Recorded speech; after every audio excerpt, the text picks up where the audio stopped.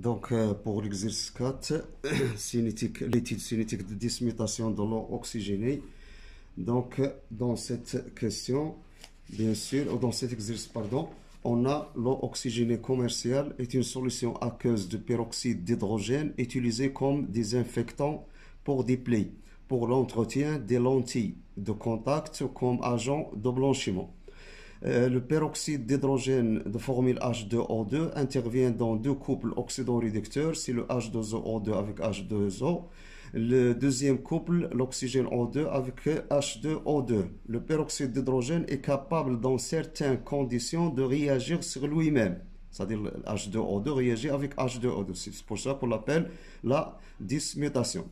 Sur lui-même, c'est-à-dire de se dismuter selon l'équation de la réaction. Donc on a l'équation de la réaction, 2 fois H2O2 qui donne 2H2O plus O2, c'est la réaction notée 1. Donc cette réaction est lente à température ordinaire, mais sa vitesse peut être augmentée en présence d'un catalyseur. Donné, le volume molaire est égal à 25 litres par mol. On commence par la première partie. Donc la première partie, c'est l'étude de la réaction de dismutation. Donc l'étude de la réaction de dismutation, premièrement. Écrire les deux demi-équations d'oxydoréduction des deux couples auxquels le peroxyde d'hydrogène appartient. Bien sûr, on a ici les deux couples. Donc on a le premier couple, par exemple, on commence par le premier couple. On a H2O2 avec H2O. Donc, puisqu'il y a réaction, le H2O2, c'est-à-dire l'oxydant ici, joue le rôle d'un réactif. Donc, ça se commence par le H2O2. Donc, qui se transforme, bien sûr, en H2O. Donc, pour équilibrer cette équation, cette demi-équation, au niveau des éléments chimiques, nous allons le H2, deux fois l'hydrogène. Ici, on a deux fois l'oxygène. Ici, on a un seul. On multiplie c'est par 2. Donc, ce sera 2 fois H2O. Pour équilibrer à nouveau au niveau des H, donc on a ici le H, c'est 4 fois. Ici, on a seulement 2 fois. Donc, ce sera 2H+. Donc, on a équilibré au niveau des atomes d'hydrogène et d'oxygène. Il nous reste à équilibrer les charges électriques. Ici, on a 0. C'est 0 plus 2. Donc, ce sera plus 2 électrons pour équilibrer au niveau des charges électriques. Le deuxième couple, c'est le couple, bien sûr, dans les deux AO2, H2O. H2O2, pardon. Donc, puisqu'on a ici l'oxydant c'est O2, le réducteur c'est H2O2, dans les réactifs, c'est le H2O2 joue le rôle d'un réactif, c'est-à-dire H2. Donc, on commence par H2O2, donc toujours la demi-équation O2. Donc, ici on a H2O2, O2, il nous manque l'hydrogène, donc ce sera ici plus 2 fois H+, plus 2 électrons, l'équilibre au niveau des charges électriques. Et pour cela, on a maintenant les deux demi-équations. La deuxième question, on demande de compléter le tableau d'évolution. Donc, le tableau d'évolution, on a bien sûr 2H2O2 qui donne 2H2O2. On a trois lignes, c'est-à-dire la ligne correspondant à l'état initial, on a N0 de H2. Et bien sûr, on a l'eau en excès et N0 de O2 est égal à 0. L'état au cours de la transformation, on a ici le N0 de H2O2 moins 2x. Ici, on a x. À l'état final, lorsque l'avancement atteint sa valeur maximale, on aura le nombre de moles final de H2O2, c'est N0 de H2O2 moins 2 fois x max. Et le nombre final de l'oxygène, on voit x max. Ça, c'est pour la deuxième question de la première partie. Maintenant, passons à la deuxième partie. C'est la partie concernant la détermination de la concentration initiale de la solution de peroxyde d'hydrogène. Donc ici on a l'eau oxygénée du commerce se présente au flacon opaque afin d'éviter que la lumière favorise la transformation chimique précédente. Le flacon utilisé dans cette étude porte la mention suivante. L'eau oxygénée à 10 volumes. L'eau oxygénée à 10 volumes, il faut faire attention aux indications données ou indiquées sur l'étiquette du flacon. L'eau oxygénée à 10 volumes, cette indication, qu'est-ce qu'elle indique? C'est appelé le titre de l'eau oxygénée. On l'appelle le titre de l'eau oxygénée par définition. La définition, qu'est-ce qu'on veut dire par le mot titre de l'eau oxygénée? Le titre est le volume de dioxygène O2 exprimé en litres libéré par un litre de solution aqueuse de peroxyde d'hydrogène. C'est-à-dire lorsqu'on a 1 litre de peroxyde d'hydrogène H2O2, il va libérer au cours de la transformation 1 litre de dioxygène.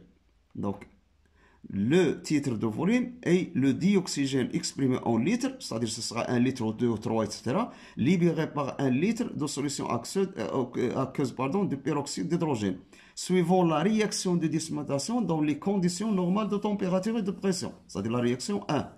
On considérera en première approximation que les conditions de l'expérience sont assimilables aux conditions normales avant de réaliser le suivi cinétique de la réaction de dissociation. On désire vérifier l'indication donnée sur le flacon. L'indication donnée sur le flacon.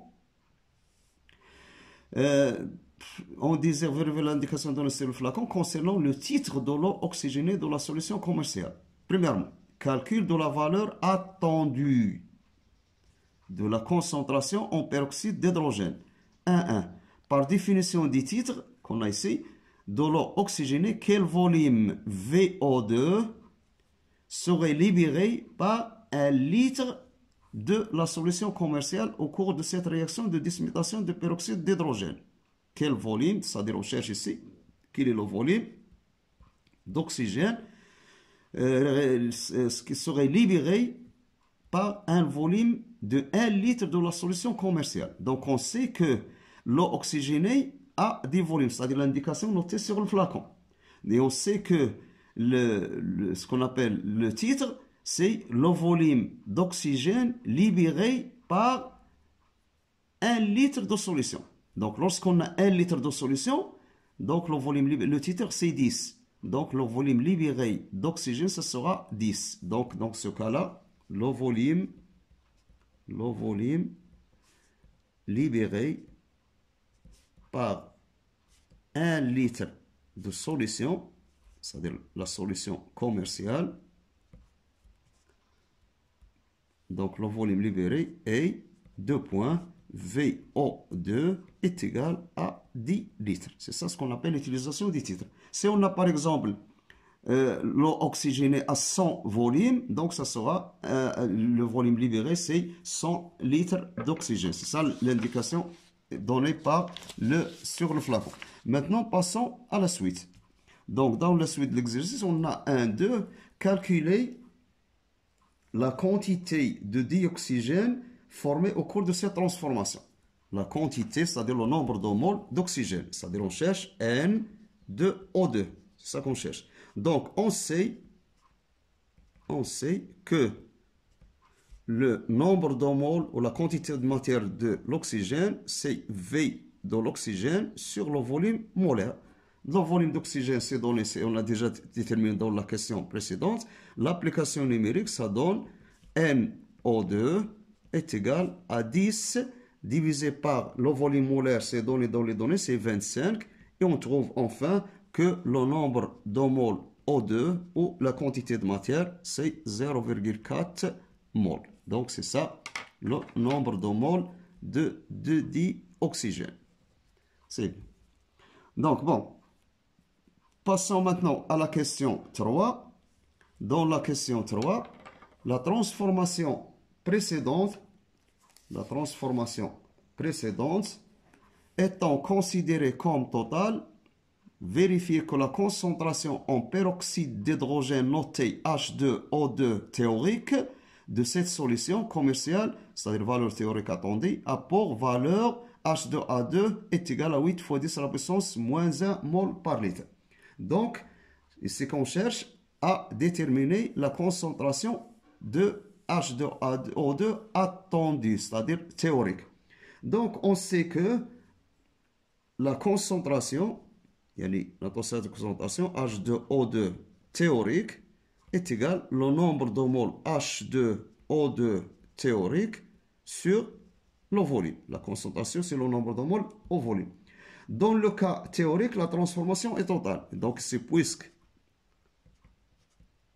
la transformation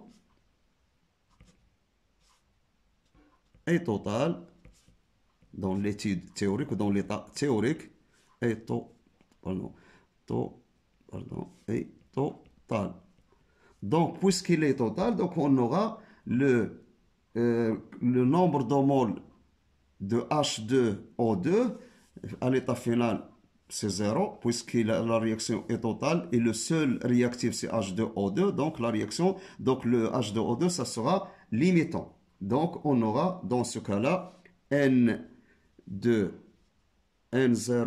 de H2O2 moins 2x est égal à 0. Donc, ce qui implique que N0 de H2O2 est égal à 2x, avec x d'après le tableau d'avancement est égal à N de O2, donc est égal à 2 fois N de O2. Donc, c'est ça le nombre de moles. Donc, on aura dans ce cas-là N de la concentration N de O2, la concentration de H2O2 théorique est égale à 2x sur V est égal à 2 fois NO2 sur V.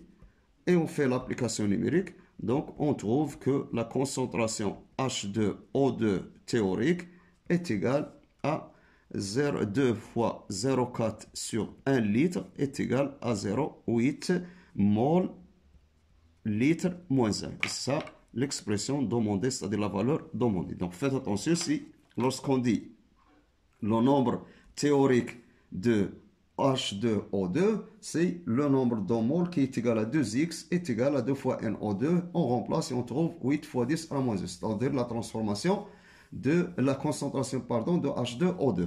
Passons maintenant à la deuxième question. Pour la deuxième question, détermination de la valeur réelle de la concentration en peroxyde d'hydrogène.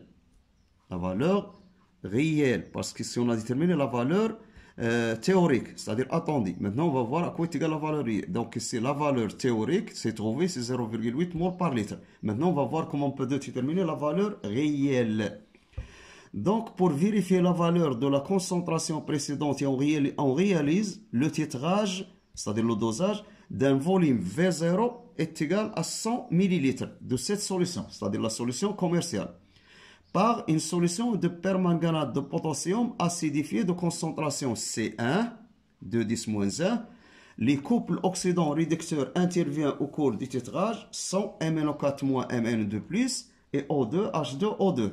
Le volume de permanganate de potassium versé pour obtenir l'équivalence, c'est V est égal à 14,6.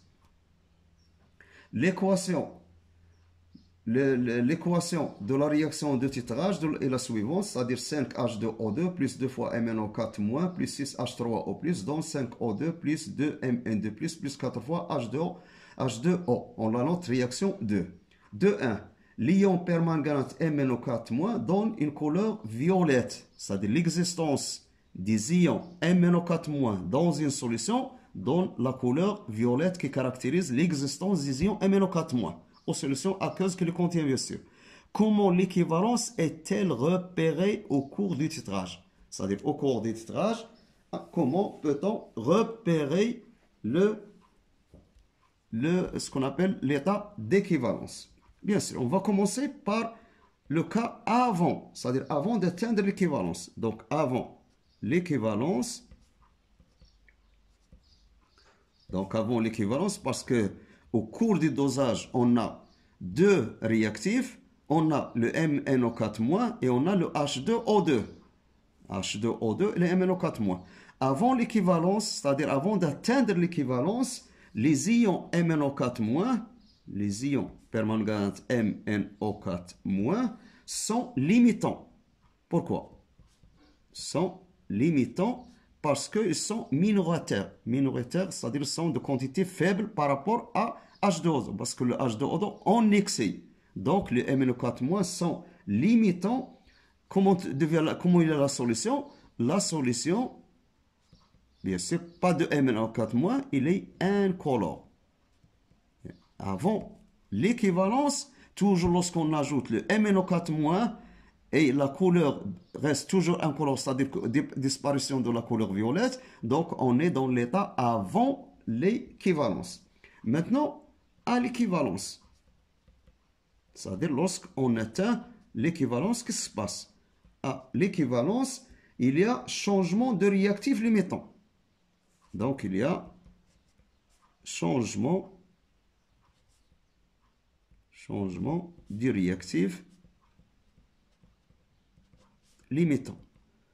Comment changement de réactif limitant? Au début, c'est-à-dire avant, c'est le MnO4 parce qu'il est minoritaire par rapport à H2O2. Lorsqu'on est à l'équivalence, c'est-à-dire dans ce cas-là, le MnO4-, ça devient en excès. Dans la solution, il y a le réactif limitant ne sera pas le MnO4, mais c'est le deuxième qui est H2O2 et le MnO4- en même temps. Donc avant l'équivalence, disparition de MnO4, la solution est incolore, juste après, juste au-delà de l'équivalence. Juste au-delà de l'équivalence.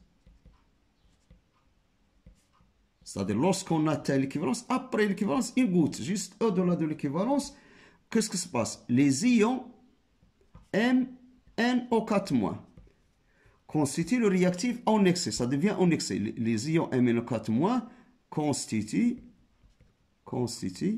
le réactif en excès. Donc, lorsqu'on dit réactif en excès, donc il y a apparition de la couleur qui caractérise les MnO4-.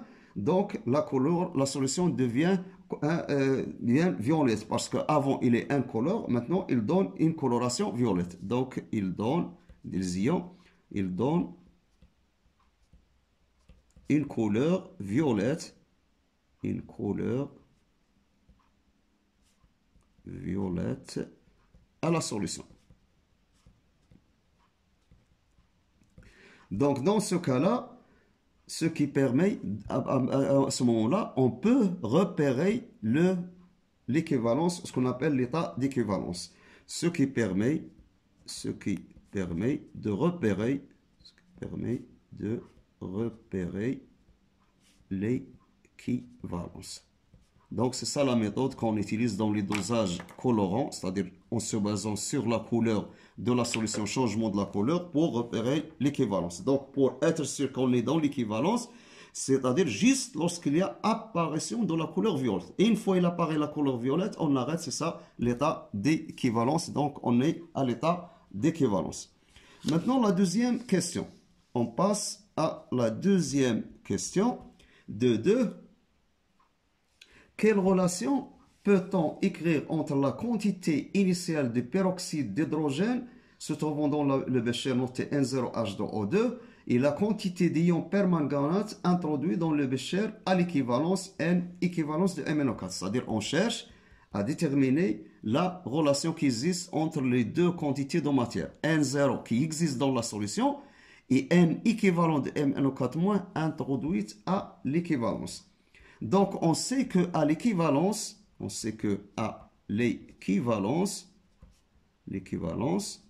les deux réactifs, quels sont les réactifs? C'est-à-dire le H2O2 et MnO4- sont limitants. C'est ça la définition limitant. C'est ça l'équivalence. C'est-à-dire on est de l'équivalence lorsque les deux sont limitants. Donc, d'après le tableau d'avancement qu'on a ici, bien sûr, le tableau d'avancement, bien sûr, qu'on peut dresser à partir de l'équation 2, puisqu'on a ici le coefficient stoichiométrique 5H2O2, ici on a le 2, donc à l'état d'équivalence, on aura le N0 de H2O2 moins 5X max. Et ici, le N équivalent de MnO4 moins 2X max. Donc, on aura ici, sous forme de système, on aura, d'après le tableau, si on le dresse, bien sûr, on aura le N0 de H2O2 moins 5X max est égal à 0. Et N ajouté à l'équivalence de MnO4 moins 2X max est égal à 0. Donc, on aura dans ce cas-là un système qui va nous donner, bien sûr, X max est égal à N0 de H2O2 sur 2 est égal à N ajouté à l'équivalence de MnO4- sur 2. Donc, c'est ici sur 5, pardon. Donc, enfin, on trouve que le N0 de H2O2 sur 5 est égal à N à l'équivalence de MnO4- sur 2. Ce qui implique qu'on peut trouver maintenant l'expression de la relation entre les deux, c'est-à-dire 2N0 de H2O2 est égal à 5 fois N à l'équivalence de MnO4-. Donc, enfin, on trouve la relation demandée, c'est-à-dire la relation qui lie les deux quantités de matière. La quantité de matière de MnO4- ajoutée à l'équivalence qu'on note N équivalence MnO4- et le nombre de moles de H2O2 qui existe avant le dosage, c'est-à-dire avant l'équivalence dans la solution. 2, 3. Donner l'expression de la concentration en peroxyde d'hydrogène de la solution commerciale H2O2 expérimentale en fonction de C1, V0 et V équivalent. Donc, d'après la question précédente, on a trouvé les relations entre N0 et N équivalent. Donc, on cherche l'expression de H2O2. Donc, la concentration de H2O2, expérimentale, c'est-à-dire qu'au cours de l'expérience, c'est-à-dire qu'en base, ce n'est pas théorique, c'est expérimental.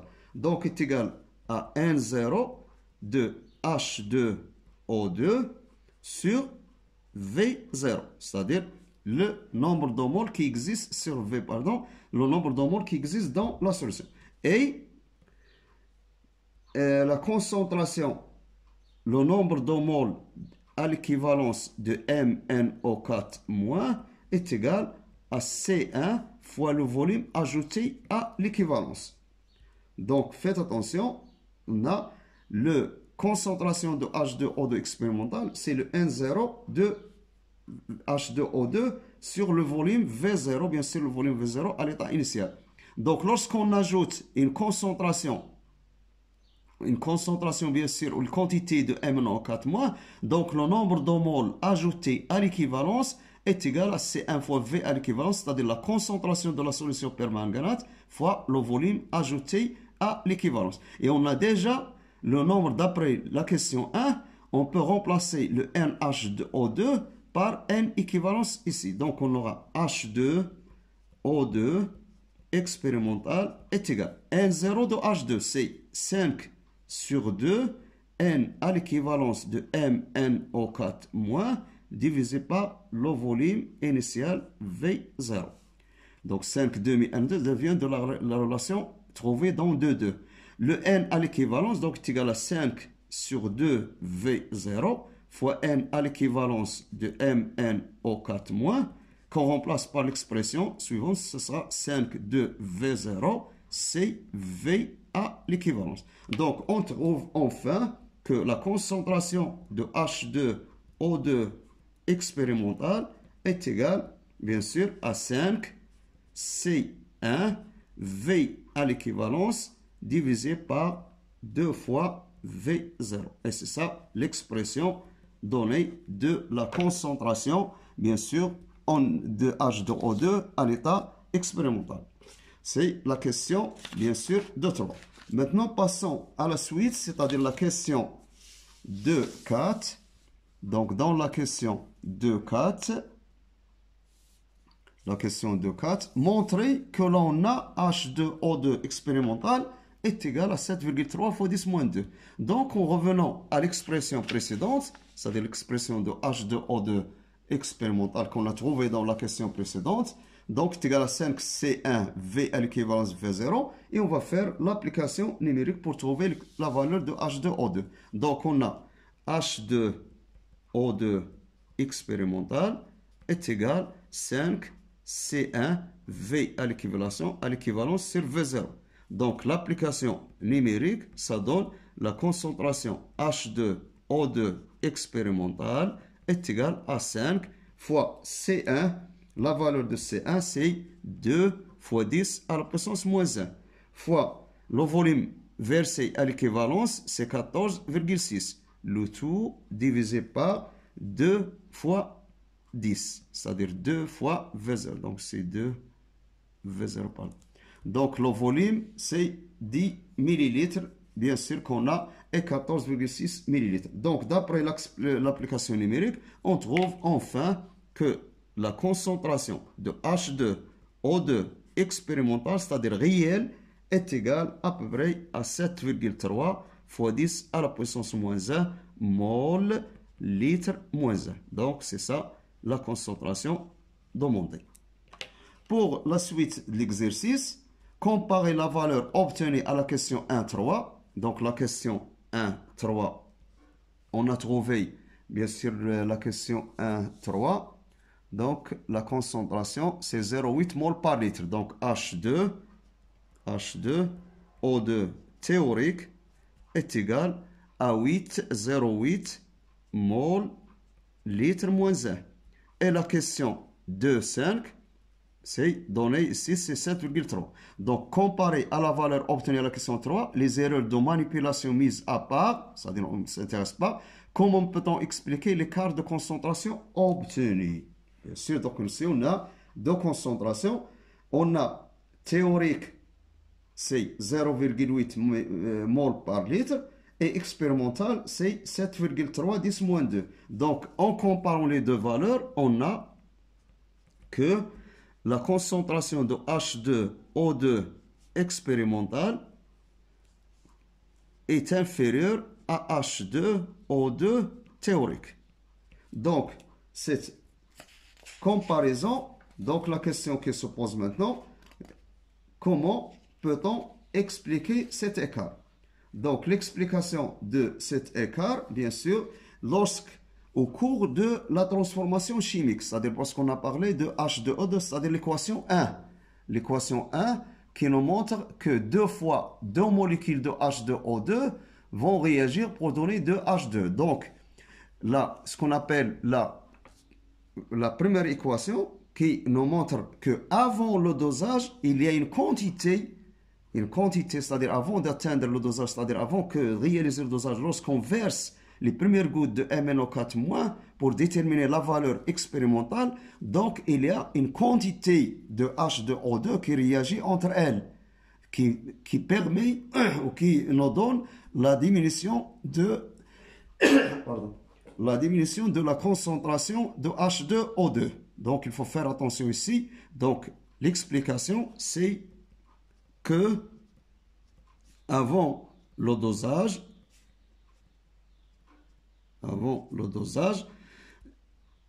une quantité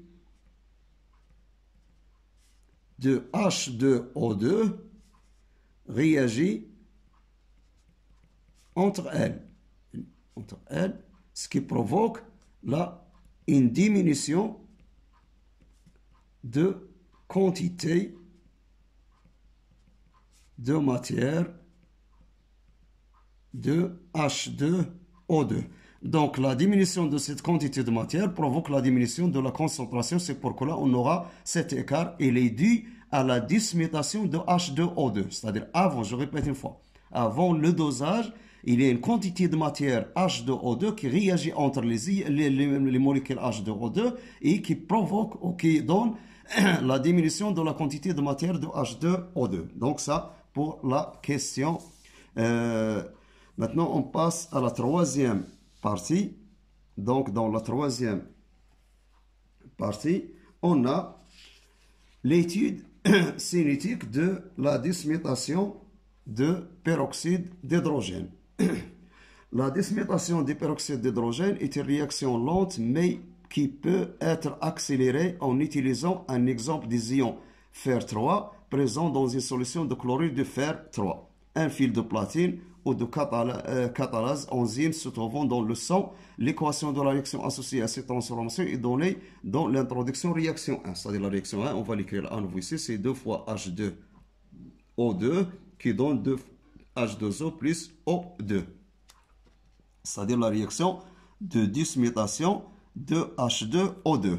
Donner la définition d'un catalyseur. Donc, lorsqu'on dit catalyseur, on sait que le catalyseur est une espèce chimique qui, par sa présence dans le milieu réactionnel, augmente la vitesse de réaction. C'est-à-dire, pour activer ou pour accélérer une réaction, donc on utilise des catalyseurs. Donc le catalyseur permet d'accélérer la transformation chimique, c'est-à-dire de faire plus rapide, il passe dans un temps très court. C'est ça le rôle d'un catalyseur. Donc on peut écrire ici, le catalyseur est une espèce chimique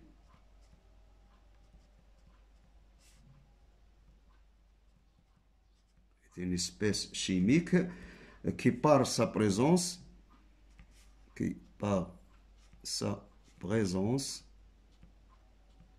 dans le milieu bien sûr réactionnel, présence dans le milieu réactionnel, qu'est-ce qui se passe? Augmente la vitesse de cette réaction. Donc c'est ça le catalyseur. Donc c'est un agent bien sûr ou l'espèce chimique qui permet d'augmenter directement la vitesse de la réaction. Maintenant, la transformation étudiée est catalysée par les ions Fe3+. On mélange 10 ml de la solution commerciale de l'eau oxygénée avec 85 ml d'eau. À l'instant t est égal à 0, on introduit dans le système 5 ml d'une solution de chlorure de fer 3. Au bout d'un temps déterminé, on prélève 10 ml. C'est-à-dire on prend 10 ml des mélanges réactionnels que l'on verse dans un bécher d'eau glacée. On titre alors le contenu du bécher par une solution de permanganate de potassium afin de déterminer la concentration en peroxyde d'hydrogène se trouvant dans le milieu réactionnel. On obtient le résultat suivant. Donc, si on a un tableau qui représente le temps, c'est-à-dire à 0, 5 minutes, 10, 20, 30, 35 minutes, et la concentration déterminée par la méthode de dosage est donnée dans le tableau. On demande dans la question de tracer l'allure de la courbe. Donc, la courbe est tracée ici directement. Ici, on a l'axe du temps, c'est-à-dire qui représente le temps, bien sûr, en minutes. Et ici, on a aussi la concentration de H2O2. Donc, c'est la valeur 0,0. Ici, on a pris 5, 10, 1,5, etc. Donc, on va revenir sur la courbe après. La question, ou la suite maintenant de la question. Après 3, on trace la courbe. Une fois la courbe est tracée, la voilà. On passe maintenant à l'exploitation de cette courbe dans les questions qui suivent. C'est-à-dire la question 4. Dans la question 4, en utilisant le tableau d'évolution du système proposé en annexe, exprimer l'avancement de la transformation x de t en fonction de n à l'instant t de H2O2, quantité de matière d'hyperoxyde d'hydrogène présent à l'instant t, et N0 H2O2, quantité initiale de peroxyde d'hydrogène. Donc le tableau d'avancement, ici on a le tableau d'avancement. Donc à un instant t par exemple, on a le nombre de moles de H2O2 à l'instant t, c'est N0 H2O2 moins 2x, d'après le tableau d'avancement. Donc on peut écrire ici, à l'instant t,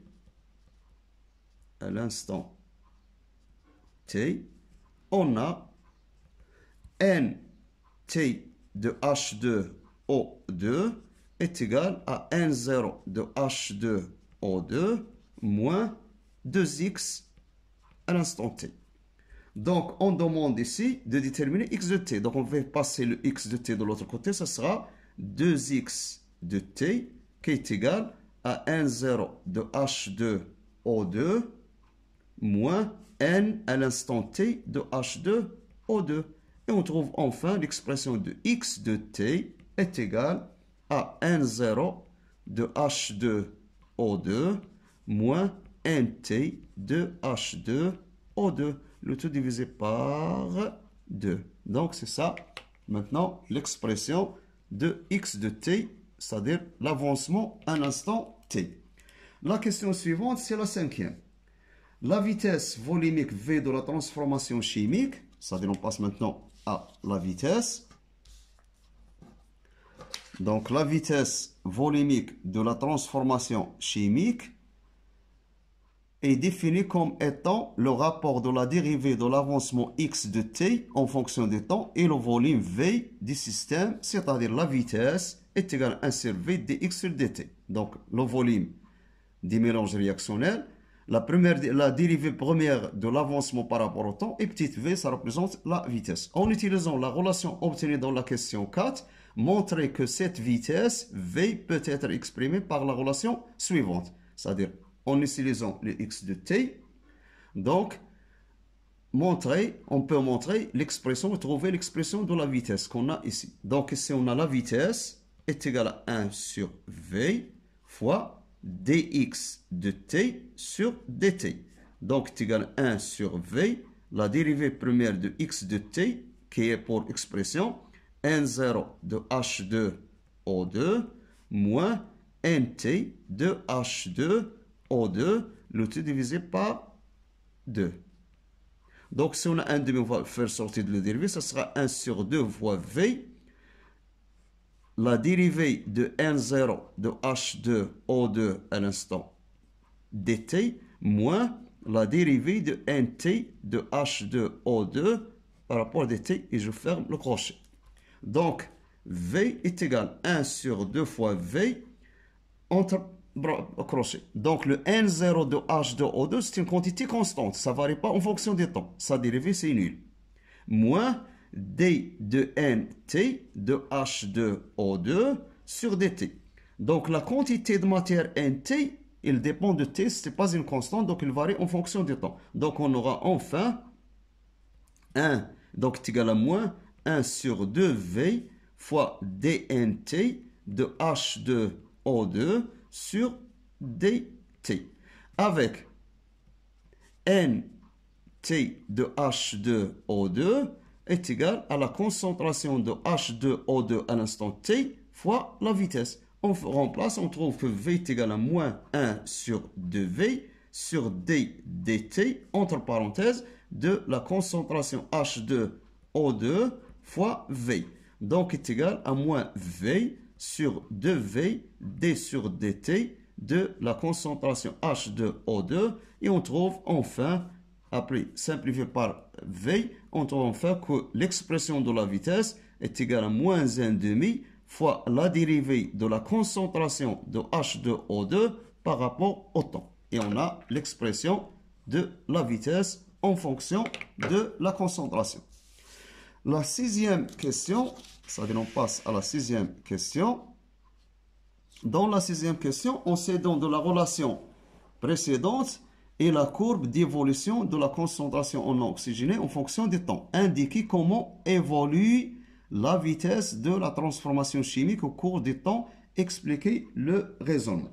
Donc, dans cette question-là, lorsqu'on parle de V, c'est-à-dire on a l'expression de la vitesse qu'on a ici. V est égal à 1 sur dérivée.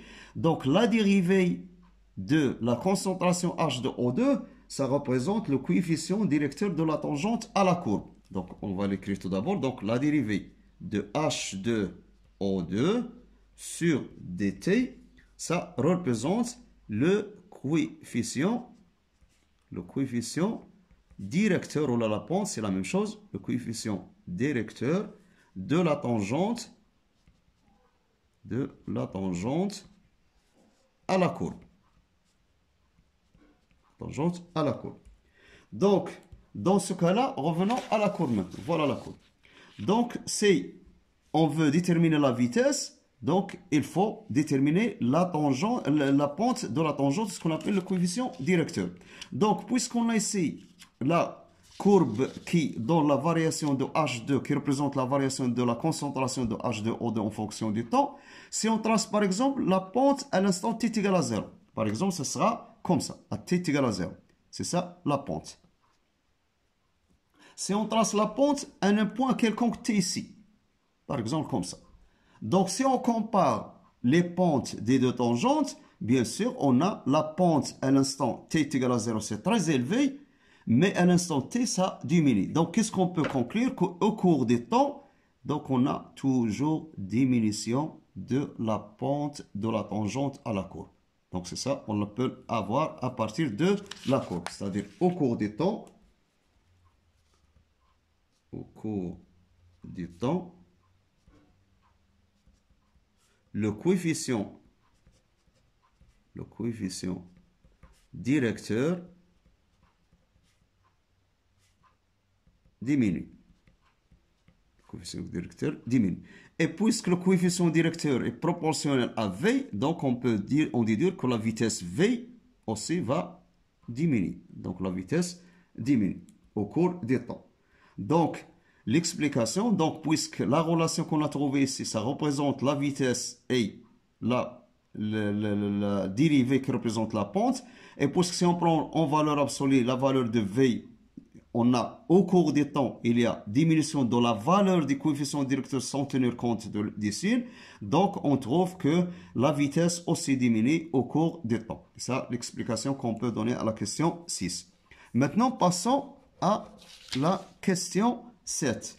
Donc, dans la question 7, comment expliquer que la vitesse évolue de cette manière au cours de la transformation? Donc, maintenant, on a dit que la vitesse diminue au cours du temps. Donc maintenant, au cours de l'évolution du système, la vitesse diminue. Comment peut-on expliquer ce phénomène-là? Donc on sait que à t est égal à 0, H2O2 est élevé. Par exemple, comment ça se fait? Par exemple, à t est égal à 0, la concentration H2O2 est élevée par la courbe. Ça revient toujours à la courbe. Donc si on a la concentration à une valeur grande, au cours du temps, qu'est-ce qui se passe? Il y a diminution de la concentration de H2O2. Donc à t est égal à 0, H2O2 est élevé. Au cours du temps,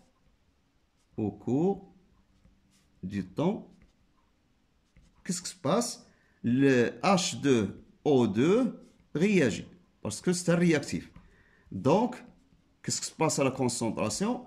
La concentration de H2O2 diminue. C'est-à-dire la vitesse aussi diminue. Donc la vitesse diminue lorsque H2O2 diminue. Donc la valeur ou l'évolution de la vitesse est liée à l'évolution de la concentration en H2O2. Donc la diminution de la vitesse, c'est pour cela qu'on dit que la concentration est un facteur cinétique. Donc la diminution ou l'explication, c'est-à-dire comment on peut expliquer l'évolution de la vitesse par la concentration. Donc, à t égale à 0, on a la concentration très élevée et la vitesse est élevée. Au cours du temps, c'est-à-dire en fonction du temps, il y a diminution de la concentration accompagnée, bien sûr, d'une diminution de la vitesse. La question 8. Pour la question 8, donnez la définition du temps de demi-réaction qu'on note T1,5. T1,5. Donc, le temps de demi-réaction. Donc, le temps de demi-réaction qu'on note T1,5.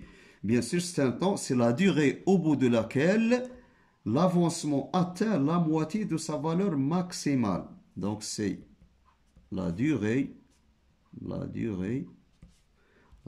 au bout de laquelle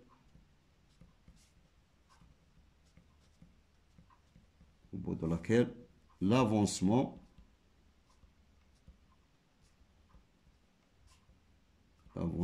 x de t atteint la moitié de l'avancement maximal.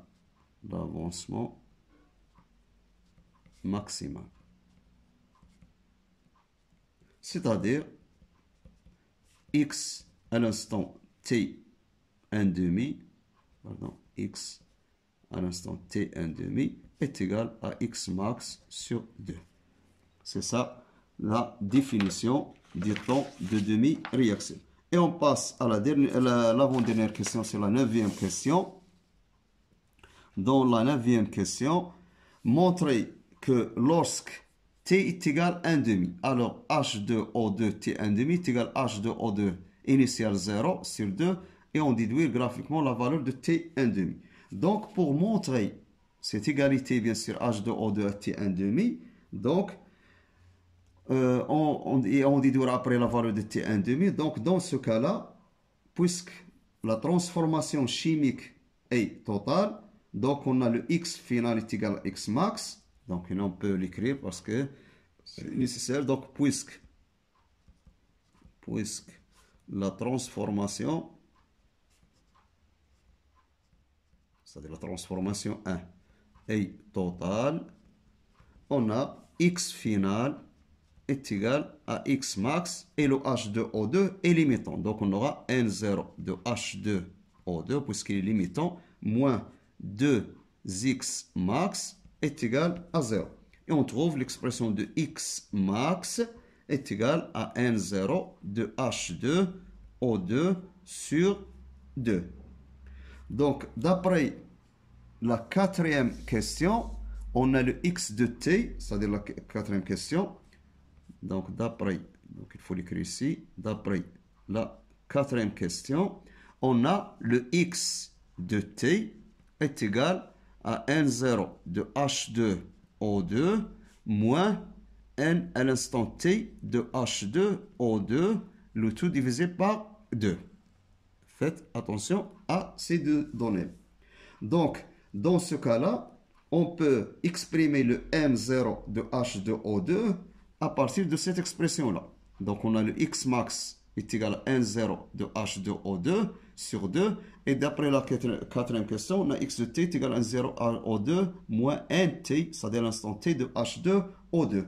Donc, on aura dans ce cas-là N0 de H2O2 moins NT de H à l'instant t de H2O2 est égal à 2x. C'est-à-dire, maintenant passons à l'instant t1,5, c'est-à-dire l'instant t1,5. Qu'est-ce qu'on aura? On aura le N0, puisque c'est constant, H2O2, moins NT1,5 de H2O2, qui est égal à 2x à l'instant t1,5. Donc, d'après cette équation, c'est pour un instant t quelconque. Maintenant, on est à l'instant t1,5. Donc, 2x t1,5 avec x t1,5 est égal à x max sur 2. Donc, la réponse, la question précédente. X t1,5, c'est x max sur 2. Donc, on aura dans ce cas-là le N0 de H2O2 moins N à l'instant t1,5 de H2O2 est égal à 2x max sur 2. En remplaçant le x t1,5 par x max sur 2. 2 par 2, ça reste le x max. Avec x max est égal à N0 de H2O2 sur 2. Donc, maintenant, qu'est-ce qu'on cherche? Donc, on va déterminer maintenant la concentration de H2O2 à l'instant t est égal à 1,5. Donc, on aura dans ce cas-là NH2O2 2, NT1,5. Donc, on fait passer le NT1,5 de ce côté-là et trouver l'expression de NT1,5 après déterminer la concentration de H2 avec la concentration ici. On va l'écrire H2O2 T1,5 est égal bien sûr à le nombre T1,5 de H2O2 sur le volume réaction, le volume V. Donc, maintenant pour exprimer la relation demandée, donc le N T1,5, on va le remplacer à partir de cette expression-là. Faites attention, ici on a N0 H2O2 moins T1,5 H2O2 est égal à N0 H2O2. Donc on fait passer le N0 de ce côté et le NT de l'autre côté. On aura N0 de H2O2 moins N0 de H2O2 sur 2 est égal, moins de l'autre côté, ça devient NT1,5 de H2O2 pour remplacer dans cette expression-là. Donc, le N0H2O2 moins N0H2E, c'est la moitié, c'est 1,5. Donc, NT1,5, donc on aura la concentration de H2O2 à T1,5 est égal sur V, N de T1,5. N de T1,5 est égal à N0 moins la moitié, c'est 1,5. Donc, T égale 1,5, N0 de H2O2. C'est 1,5. Donc, on aura enfin qui est égal à 1,5 de N0 de H2O2 sur V. Et le nombre de moles est égal à la concentration. C'est 1,5 de la concentration de H2O2 à l'état initial. Et on trouve enfin que H2O2 à l'instant T1,5 est égal à la moitié de H2O2 en concentration à l'état initial, c'est-à-dire à T est égal à 0. Donc, dans cette question-là, maintenant, on va calculer, bien sûr, déterminer le temps de demi-réaction. Donc, le temps de demi-réaction, puisqu'on demande d'en déduire graphiquement. Donc, parce que le temps de demi-réaction, on peut le déterminer seulement par la méthode graphique. On n'a pas de méthode de calcul seulement graphiquement. Donc, on n'a pas d'autre méthode pour déterminer la valeur de T1,5. Qu'est-ce qu'on va faire maintenant pour déterminer graphiquement T1,5? Donc, on va prendre le graphe. Donc, ici, on a le graphe devant nous. Ici, on a le N0, la concentration H2O2 à T est égal à 0. On divise par 2, on trouve ici la moitié. Donc, ici, on a la concentration de H2O2 à T1,5 qui est égal à la moitié de N0 ici. Donc, on projette sur la courbe. On trouve ici le point de contact. Mais on projette sur l'axe des temps. On trouve en ce point-là la valeur de T1,5. Donc, le T1,5, c'est après entre la valeur de 10 et la valeur de 15. C'est après la moitié entre 10 et 15. C'est à peu près 12,5. C'est-à-dire, si on prend le milieu 10 et 15, la moitié de 5, c'est 2,5, plus 10, ça fait 12,5. Donc, graphiquement, on trouve T1,5 est égal à peu près 12,5. En unité de temps, c'est le minute. Ça, c'est pour la question, la suite de la question 9. Donc, le T1,5 donc, est égal, d'après la courbe, parce que la courbe, une fois qu'on connaît les coordonnées des points de contact, d'intersection ici, on peut en déduire le T1,5. Donc, alors je répète, ici on a la concentration initiale. La moitié de la concentration initiale, projection, on trouve le T1,5 directement. C'est une valeur qui est comprise entre 10 et 15, c'est-à-dire à la moitié à peu près. C'est à peu près 12,5 minutes. Ça, c'est pour la question 9. Maintenant, passons à la question 10. Pour la question 10, si la transformation chimique étudiée avait été réalisée à une température plus élevée, c'est-à-dire la température élevée, puisque la température, c'est un facteur cinétique. Donc, température élevée provoque l'élévation de la vitesse, c'est-à-dire la vitesse augmente. On demande comment aurait évolué le temps de demi-réaction. Évoluer, le temps de demi-réaction. Est-ce qu'il reste constant? Est-ce qu'il augmente ou est-ce qu'il diminue? Donc, lorsqu'on dit la vitesse augmente, c'est-à-dire le temps pour atteindre la limite de la réaction, c'est-à-dire pour atteindre la valeur maximale, ça sera un peu petit. Donc, ça accélère.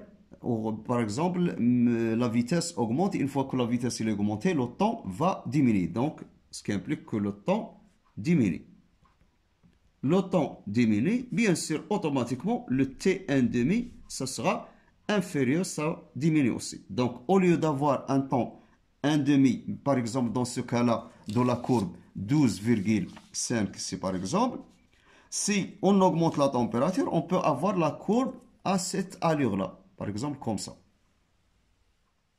Et si on projette, on va trouver que le T1,5, ça sera inférieur à 12,5. Donc, dans ce cas-là, lorsqu'on augmente la température, la vitesse augmente, le temps diminue, c'est-à-dire T1,5 diminue, c'est-à-dire le temps de demi-réaction, ça sera automatiquement inférieur au temps déjà calculé qui est égal à 12,5 minutes. Donc, c'est ça pour la question de 10, pardon, la dernière question.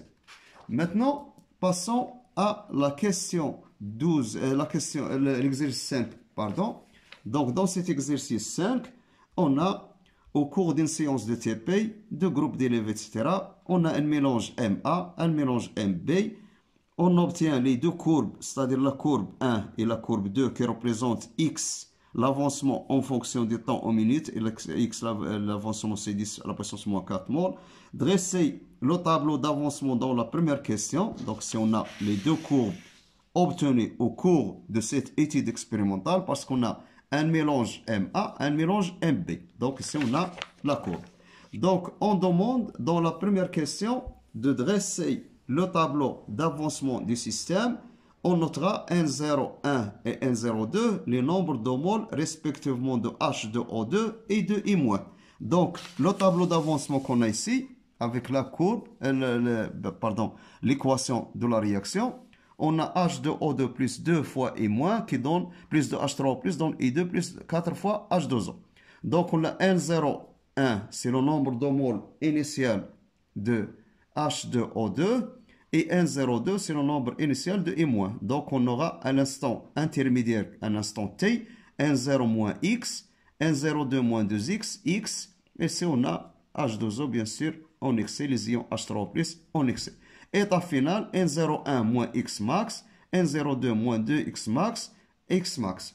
Donc, on calcule N01. Donc, il faut faire attention maintenant pour calculer le nombre de moles. Comment on va faire? Bien sûr, on va exploiter les données qu'on a dans l'exercice pour calculer ce nombre de moles.